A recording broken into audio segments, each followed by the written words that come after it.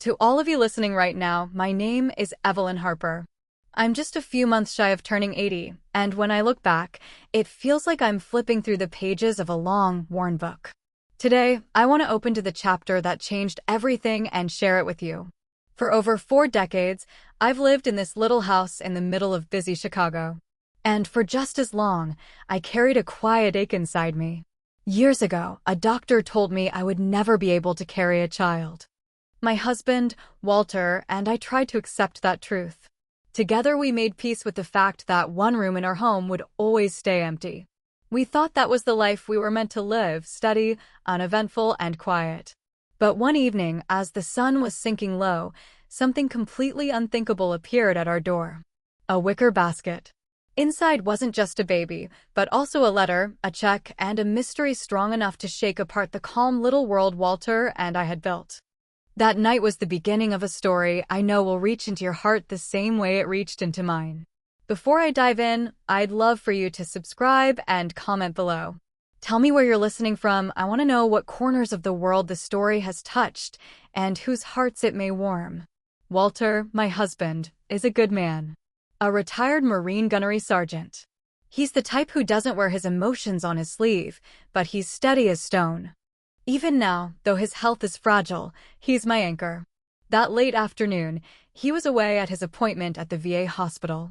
I was home, knitting and tending to my plants, the radio humming softly in the background, when I heard it, a faint, muffled cry outside. At first, I thought it was a stray cat, but something about the sound was different. It made my heart skip.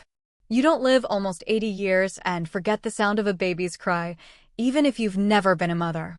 I opened the porch door, my hands trembling, and saw the basket sitting there. The setting sun spilled that soft orange light across everything, making it all look more beautiful and surreal. A white cloth covered the basket, and from underneath came the cry.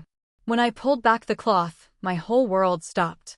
2 blue eyes, clear as the summer sky, stared up at me. A baby boy, just a few days old.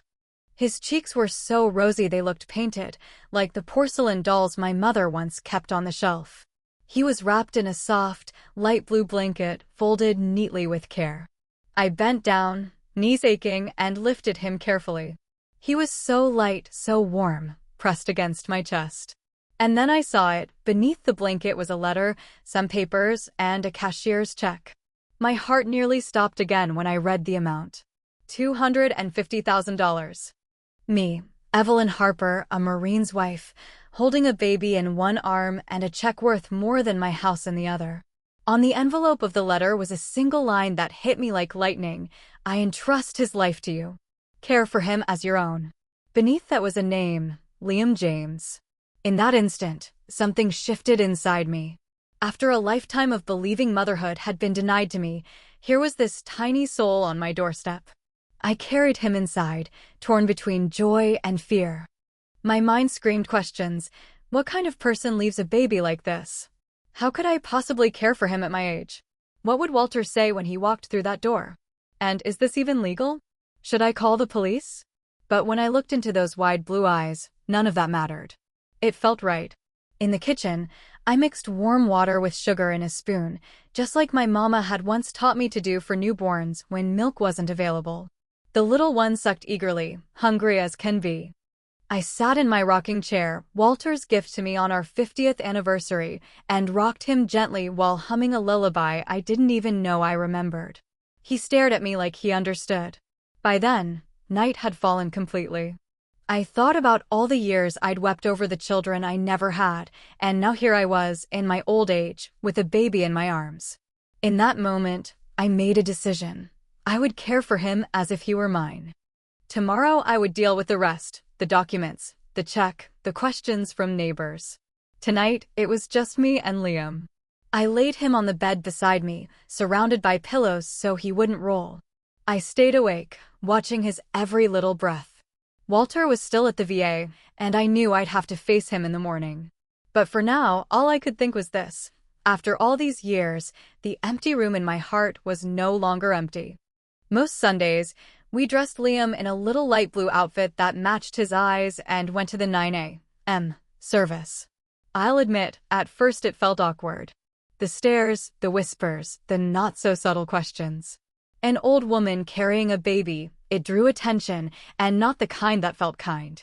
But slowly, people got used to seeing us there. Father Michael, a gentle man in his 60s, was the first to welcome us without judgment. He blessed Liam with no probing questions. When we finally shared our softened version of the story about how he came into our lives, he only smiled and reminded us that God works in ways none of us fully understand. Father Michael became more than a priest to us, he was an ally. He helped us find a quiet, trustworthy lawyer who handled the paperwork so Liam could officially become ours. We gave the birth certificate, told the story about the niece who passed away, and because there was no police report of abandonment, the adoption went through more smoothly than I ever imagined.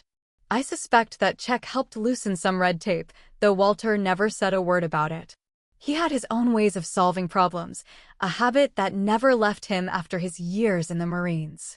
What mattered was simple. Liam James Harper was now our son, legally and forever. We made new traditions. On Saturdays, Liam and I went to the community children's library, a little haven run by retired teachers like me. We sat on colorful cushions while I read to him stories of magical kingdoms, talking animals, brave adventurers. He was far too young to understand it all, but his wide blue eyes followed every word, every picture. At first, other mothers and grandmothers looked at me sideways. "Isn't she too old for this?" they whispered. Or, "That poor woman, it must be exhausting." I ignored every word. Time proved I had enough strength for both of us. Walter rarely joined those trips. Even though his treatment was helping, his arthritis still made walking far difficult. But at home, he made up for it. He was the one who taught Liam to clap, to wave, to name his nose, ears, and toes. He celebrated every milestone with the joy of a much younger father. Slowly, our neighbors warmed up too. Mrs. Gable from the market always saved the ripest fruit for Liam. Mr. Rossi, the baker, handed me fresh rolls when we passed his shop. Even the neighborhood kids made space for Liam in their games. Little by little, the whole block seemed to adopt him too. When Liam turned 2, we held a small party in the backyard. Balloons, a homemade cake, some soda, a handful of close friends. Father Michael came, the library teachers, a few neighbors. Walter wore his best shirt, grinning like I hadn't seen him grin in decades. He bragged to anyone who would listen about how Liam could stack blocks and name his colors. And then it happened. Our little boy, who had only ever toddled by clutching furniture or our hands, suddenly let go of the chair and walked 5 full steps straight into Walter's open arms. The yard erupted in cheers. But no one clapped louder than my husband, who scooped Liam up despite the pain it must have caused. "Dada," Liam said clearly, his second real word after water. That one small word washed away every shadow of doubt. That night, after the guests left and Liam slept in his yellow room, I opened the notebook I had started the day he arrived. I wrote down everything, each milestone, every fear, every hope. And on that page I wrote, "Today you turned 2. Today you called us parents for the first time. Your father cried when you called him Dada." The man who never cried, who survived war and pain without tears, cried because of you. I admitted to those pages what I couldn't say aloud. We are old, Liam. Our time is uncertain. But no matter how you came to us, you're our son in every way that matters. But joy doesn't hold time back. Soon Walter's cough began. At first, we brushed it off. Winter had been harsh, and he said it was just an old man's cold. But spring came and the cough stayed. His chest wheezed at night, keeping us both awake. And then one evening, I caught him hiding a blood-stained handkerchief. That was it. I drove him straight to the clinic. The doctor, young enough to be our grandson, spoke too bluntly. Pneumonia, maybe heart complications. Hospitalization right away. They admitted him into a ward crowded with other elderly men, machines humming, air heavy with disinfectant, and something deeper, time running out. I sat by his bed, holding his hand, promising he'd be fine even as fear choked me. For 3 days, I split myself in 2. At the hospital with Walter. At home with Liam, telling him Daddy was sick but would be back soon.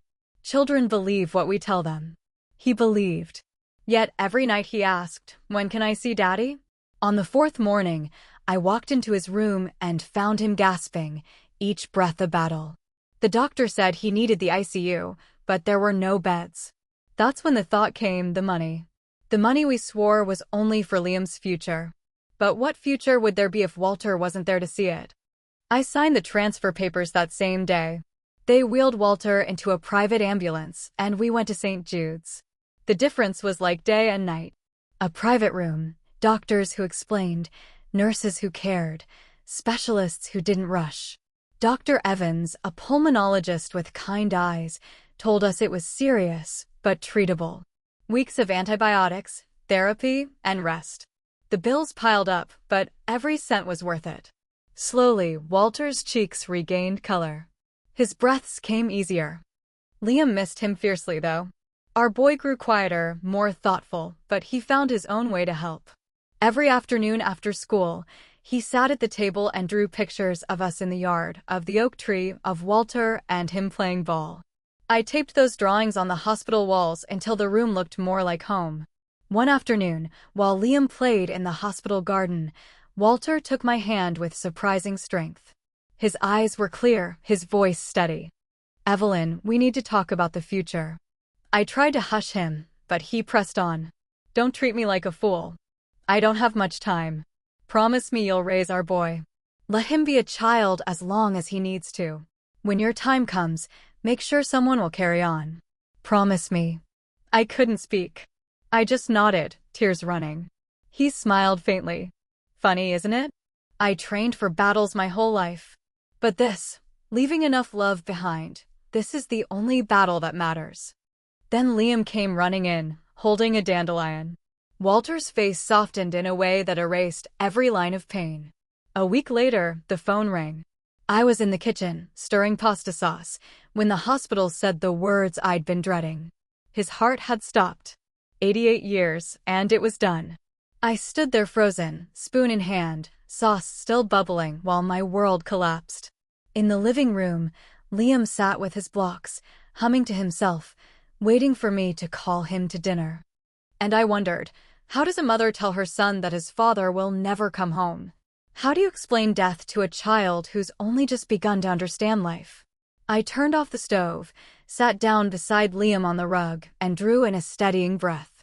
"Sweetheart," I said softly, "I have something very sad to tell you. Daddy was very, very sick. You know that, right?" Today at the hospital, his heart stopped working. The doctors tried everything, but they couldn't make it start again. Daddy has gone to live with God in heaven. Liam stared at me, his bright blue eyes searching for meaning. Finally, his voice trembled. "Daddy isn't coming home anymore?" "No, my love," I whispered, brushing a tear away before it could fall. "He isn't. But he loved you with all his heart. And I know wherever he is now, he's still loving you, still watching over us." At first, Liam didn't cry. He just picked up a block and held it so tight his little knuckles turned white, as though he was trying to squeeze answers out of it. But that night, when I tucked him into bed, he clung to me with such fierce strength that I could barely breathe. His tears came then, soaking my blouse as I stroked his hair and let him cry. The funeral was small, just as Walter would have wanted.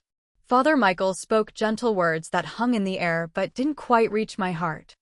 Liam stood by me the whole time, his tiny hand gripping mine as though he was the one giving me strength. When we came home, the silence was unbearable. Walter's slippers still sat by his chair. His coffee mug waited in the sink. His scent lingered on the pillow. The house echoed with his absence. But Liam was there too, living, breathing, needing me. And with him came the promise I'd made to Walter. Life had to continue. Grief would walk beside us, but it could not chain us. The first months without Walter were like learning to breathe all over again. The house felt too big, too empty. At 86, I was suddenly both mother and father, every task resting on my shoulders. But Liam, just 7 then, was my reason to rise each morning. Children have a way of tugging us back to life when sorrow tries to pull us under. Breakfast at 7. School drop-off at 7:30. Pick up at noon. Homework, meals, baths, bedtime stories. The rhythm of life beat on, whether my heart was ready or not. At first, friends and neighbors helped. Mrs. Gable brought soup nearly every day. Father Michael stopped by with words of comfort and small surprises for Liam. His teachers sent kind notes. But eventually, life moved on for everyone else. And for us, grief remained. One Tuesday, while I was folding Walter's shirts I still hadn't found the courage to give away, Liam came in, his serious blue eyes fixed on me. "Mommy," he asked softly, "where is Daddy now? Can he see us from heaven? Can he hear us when we talk to him?" The questions I'd dreaded finally arrived. I sat down on the edge of the bed and lifted him onto my lap, though he was already growing heavy there. "I think so, sweetheart. I don't know exactly what heaven looks like, but I believe Daddy can see us and hear us and watch over us always." Liam thought for a moment, then his voice broke with the innocence that cuts deepest. "But if he can see us, why can't he come back?" My tears fell before I could stop them. "Because some journeys only go one way, my love. Daddy's body was too tired, too sick. He didn't want to leave us, but he had no choice." Liam lowered his head, as if the weight of that truth pressed down on him. Then he kissed my cheek and whispered words I will never forget. "Don't be sad, Mommy. I'll take care of you now, just like Daddy did." The next week, I met with Mr. Davies, the lawyer who had handled Liam's adoption. I carried with me all the documents, the bank account, the deed to the house, a long list of worries that kept me awake at night. His office smelled of dust, old paper, and fountain pen ink, every shelf heavy with books. Sitting in that stiff leather chair, I laid out my fears. "Mr. Davies," I said, "I need to know my boy will be safe if something happens to me. I'm all he has. Walter is gone. My family is gone. Who will take him?" He listened quietly, stroking his chin, and then explained my options: a will, a trust, a guardian. Each word tightened the knot in my chest. The thought of not living to see Liam graduate, marry, or hold his own child nearly broke me. But I forced myself to listen. I had to plan for the day I couldn't be here. When I left, I had a plan. Legal papers would be drawn up. Now all I needed was the right person to trust with my son's life. That afternoon, I went straight to Liam's school for the spring concert. Sitting among younger mothers and grandmothers, I felt the familiar ache of standing out. But when the children filed onto the stage dressed as flowers, all that faded. Liam stood there as a sunflower, his eyes locked on me, his voice carrying across the room with a strength bigger than his body. Tears blurred my vision. Right there, I promised him and Walter that I'd do everything in my power to live as long as I could, to see every milestone, to protect his future. Hand in hand, we walked home afterward. Liam skipped, chattering about rehearsals and the teacher's praise. Listening to his joy, I knew grief could not be the ruler of our house. Walter wouldn't want that. Liam deserved better. The money was still there, though smaller after Walter's treatments. I had to use it wisely. First, I kept Liam in his private school. It wasn't fancy, but it was good. The principal even gave us a small discount when I explained our situation. Second, I bought a strong health plan for him. After what we'd lived through with Walter, I couldn't risk relying only on public care. The rest, I put into safe investments for his college. Mr. Davies introduced me to a patient financial advisor who explained everything slowly, answering each question until I felt steady. The house, paid off decades ago, would belong to Liam when I was gone. It wasn't grand, but it was home, and everyone in the neighborhood already loved my boy. One evening, I found Liam at the table, sketching. I watched quietly as he drew, me with white hair, Walter with his cane, himself between us holding our hands.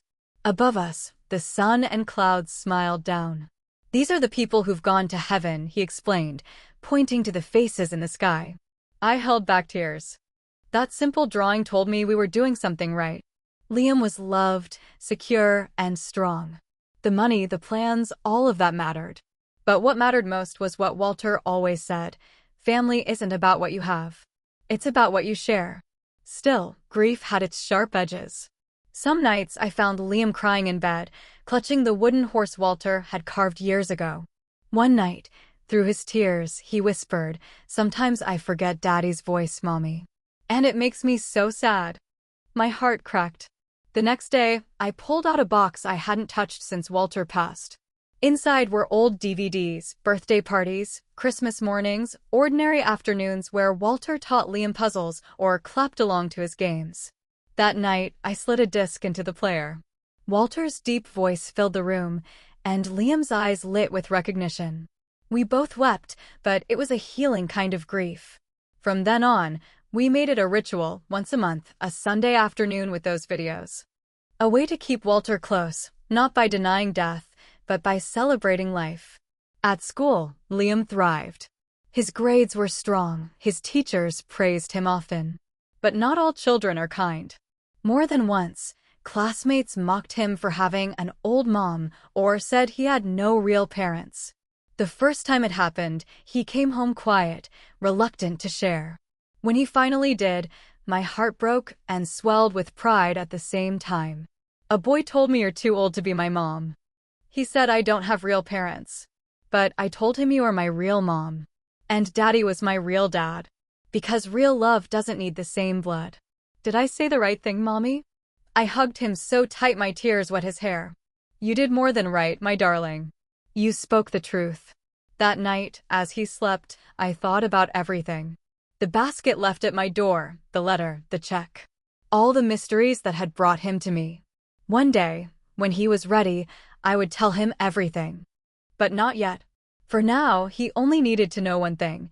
He was loved, fully and unconditionally. He was my son, in every way that counted. Time moves strangely when you're old. Whole years pass in a blink, yet some days stretch forever. Liam turned 10, then 11, 12. And suddenly, my boy was 13. His hair was longer, his shoulders straighter, but his eyes, the same fierce blue as the day I found him, still shone with that same intensity. I, too, had aged. My steps were slower, my hands less steady. But my mind? Sharp as ever. Every evening, just as the sun slipped low, I sat in my rocking chair on the porch. That same old chair faced the spot where we first found Liam. I'd watch the street, the neighbors walking past, life unfolding while I sat quietly, holding back time as best I could.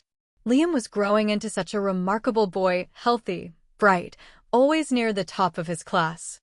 He devoured books far beyond his age, especially mysteries and adventures. Sometimes I'd catch him studying old photographs, tilting his head as though searching for some trace of himself in Calvin's face or mine, hoping for proof of a bond written in biology. He never asked directly, but I could feel the questions taking root inside him. I knew someday soon love alone wouldn't be enough of an answer. It was during one of those long, slow afternoons in the rocking chair that I saw her. She stood across the street, a young woman, maybe in her mid-30s. Simple but elegant, dark jeans, a pale blouse, a scarf tied neatly around her neck, and slung over her shoulder a red leather purse that seemed to complete the picture. But it wasn't her clothes that froze me.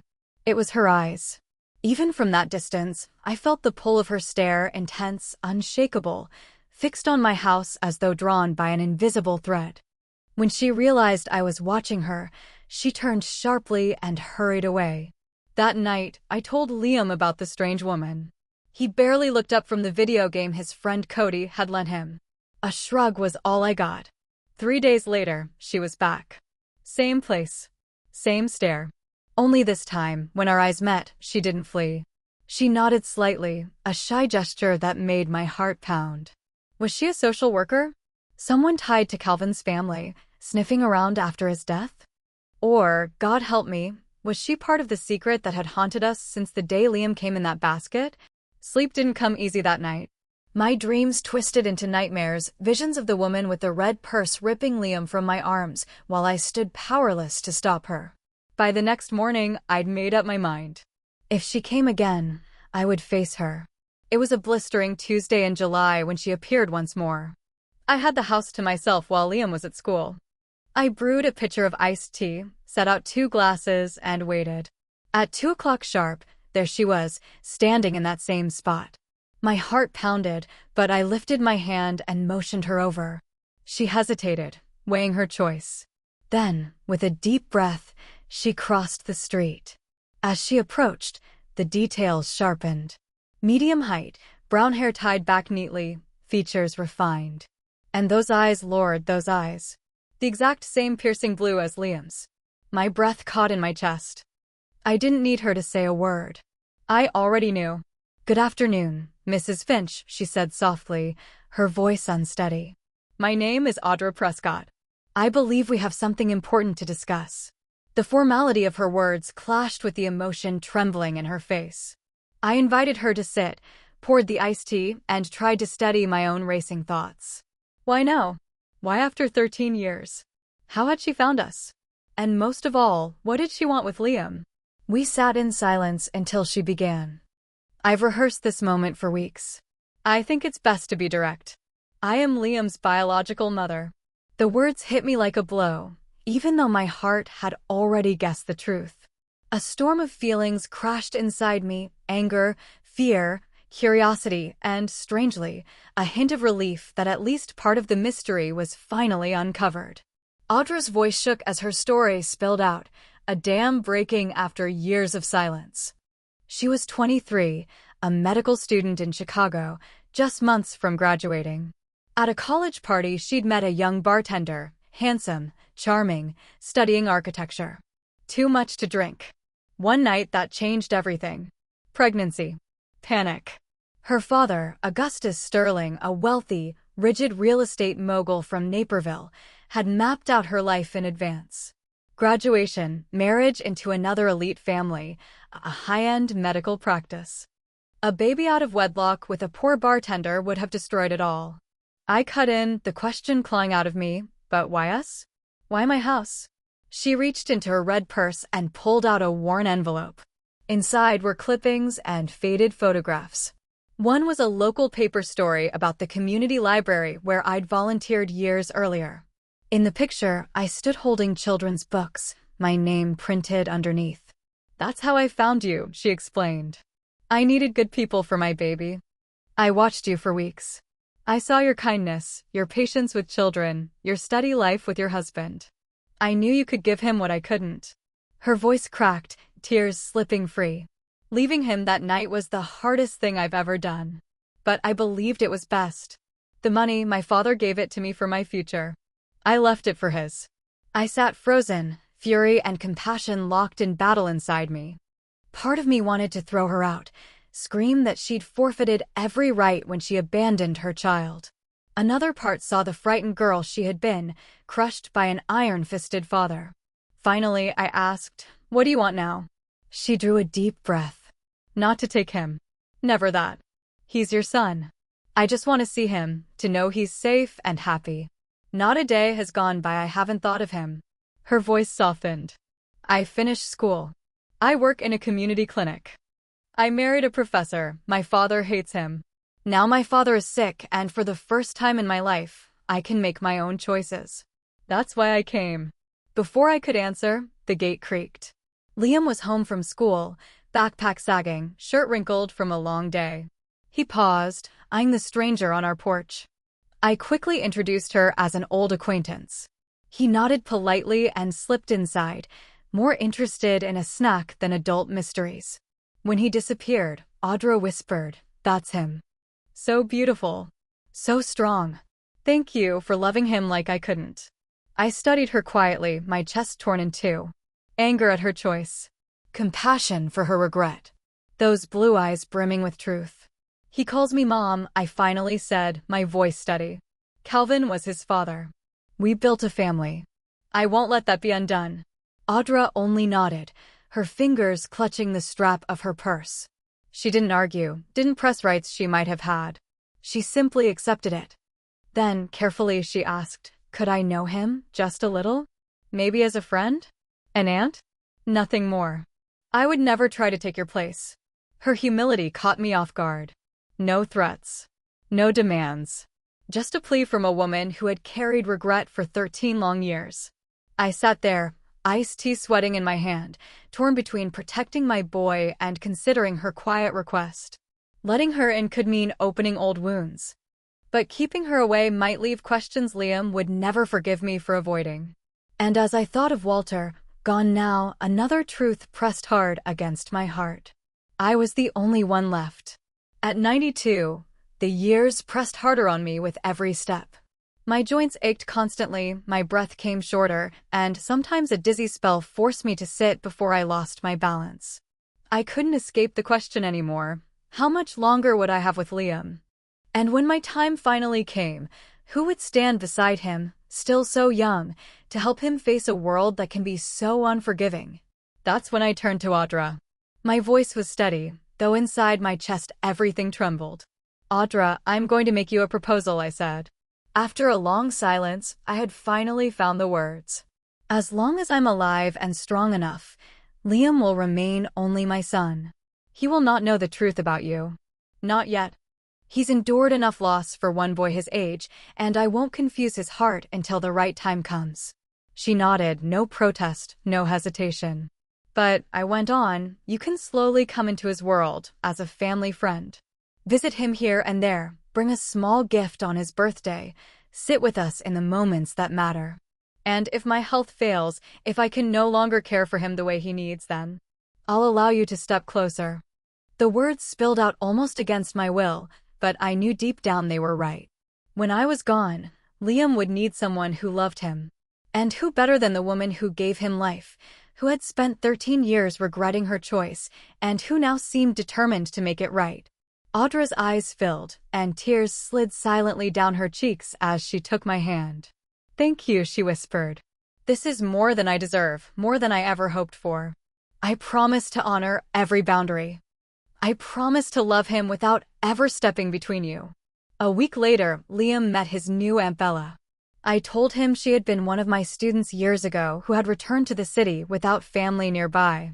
He accepted it without suspicion, curious as always, and immediately began peppering her with questions about her work as a doctor and the strangest illnesses she'd treated.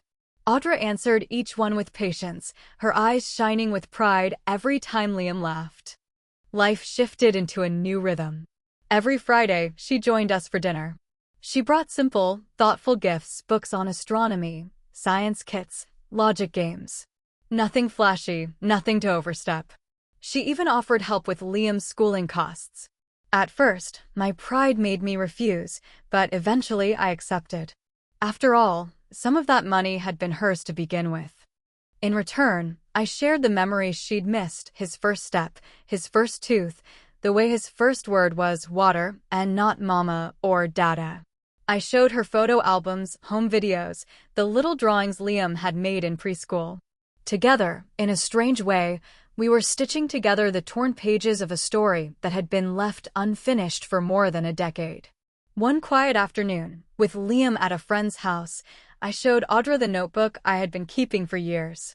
Each birthday, I had written a letter to Liam. One day, I told her, when he's grown, I will give him this book along with the letter she left in that wicker basket. He deserves the whole truth, I said. But only when he's old enough to understand that life sometimes forces impossible choices. Audra turned those pages carefully, reverently, her tears dripping onto the shaky handwriting that age had given me. Thank you, she whispered. Thank you for loving my son when I couldn't. For being the mother he needed. The years began to slide by faster, like a spool of thread unraveling quicker as it grows smaller. Liam turned 13 last summer, tall, almost my height, his darkening hair a contrast to those blue eyes that have captivated me since the first day. And me, well, I carry 92 years in my bones, every ache, every breath shorter than the last. But I do not complain. Instead, I wake each morning grateful for coffee shared with my boy, for his stories after school, for the way he now explains math and science to me when my mind struggles to keep up. Our days follow a rhythm: school for him, housework, and doctor visits for me. Afternoons filled with snacks and stories, evenings with guitar practice or science club experiments. Sometimes Aunt Bella joins us, slipping into the routine so naturally it's as if she's always been there. We never speak openly of the truth, but I know the time is near. Liam's questions are growing sharper. He already understands adoption, already knows we were given the gift of raising him. What he doesn't know, what he feels more than knows, is that the kind doctor at our table carries his same blood. A year has passed since Audra became part of our lives, and she has proven to be more of a blessing than I dared imagine. On days when arthritis pins me to the bed, she steps in cooking dinner, checking Liam's homework, tucking him in with the same tenderness I would. Never once has she tried to take my place. Instead, she strengthens it. She defers to me, calls me his mother, and reminds Liam how loved he is. Sometimes I watch her comforting him after a rough day, and I feel a bittersweet ache. Gratitude for knowing he'll never be alone when I'm gone.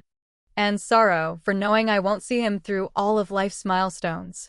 At my last checkup, Dr. Evans' serious face told me what my heart already knew. My blood pressure unstable, my heart faltering, my kidneys showing strain.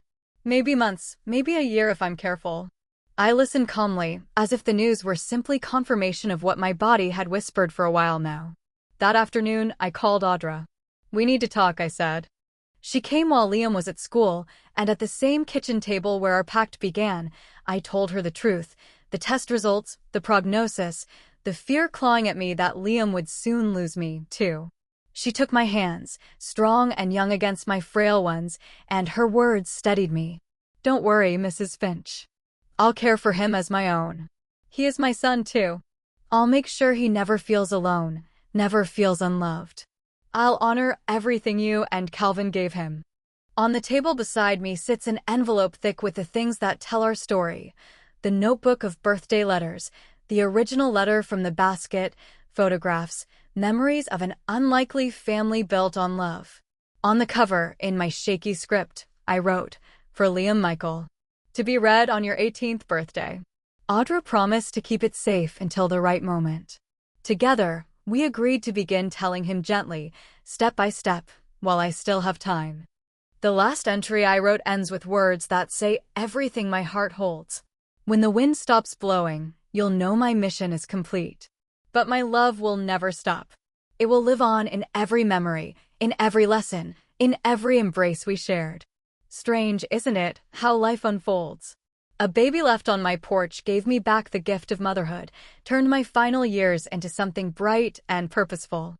And now his birth mother has returned, just as my strength is leaving me, ready to take the torch when I can't. If tomorrow my tired heart decides its work is done, I will go in peace. I will go to Calvin, who surely waits to hear every story of Liam's laughter and triumphs. My life proves that when we think every door has closed, love can still knock unexpectedly. Liam was my miracle. Audra, my unexpected ally. Together, we've rewritten the meaning of family. And to you listening now, I believe you, too, carry a story of love chosen over blood, of bonds forged by the heart. Tell me yours in the comments. If this touched you, share it, like it, and subscribe. Let's keep building this circle where family means connection, not lineage, where love writes the truest legacy of all.